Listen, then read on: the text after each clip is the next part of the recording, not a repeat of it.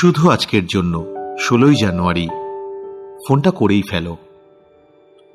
আমরা ভয় পেতাম যে যদি কখনো আমরা নিজেদের আসল রূপটা প্রকাশ করি তাহলে নির্ঘাত আমাদেরকে পরিত্যাগ করা হবে।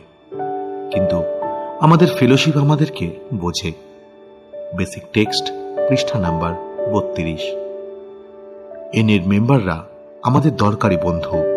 তাদের অভিজ্ঞতা, তাদের বন্ধুত্ব, তাদের হাসি, তাদের দেখানো পথ, বাকি আরো সব কিছু আমাদের দরকার।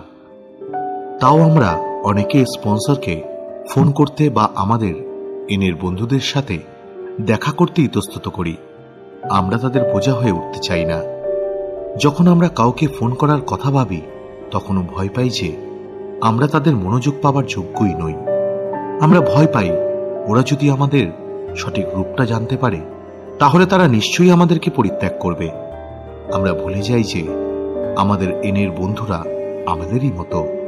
আমরা এমন কিছু করিনি, এমন কোনো অবস্থায় পড়িনি বা এমন অনুভব করিনি যা অন্য মেম্বাররা মেলাতে পারবে না। যত বেশি আমরা আমাদেরকে প্রকাশ করব ততই আমরা শুনব, তুমি ঠিক জায়গাতেই এসেছো, তুমি বন্ধুদের মাঝে এসেছো, তুমি আমাদেরই একজন, তোমাকে স্বাগতম। আমরা ভুলে যাই আমাদের যেমন অন্যদেরকে দরকার, অন্যদেরও আমাদেরকে দরকার।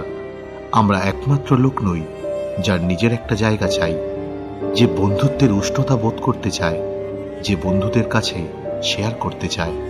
আমরা যদি নিজেদেরকে ফেলোশিপের থেকে আলাদা করে রাখি তাহলে আমরা তাদেরও প্রয়োজনীয় একটা জিনিস থেকে বঞ্চিত করছি, যেটা শুধু আমরাই তাদের দিতে পারি, আমাদের সময়, আমাদের সঙ্গ এবং আমাদের নিজস্ব সত্তা। এনেতে আরোগ্যরত নেশারীরাই একে অপরের খেয়াল রাখে।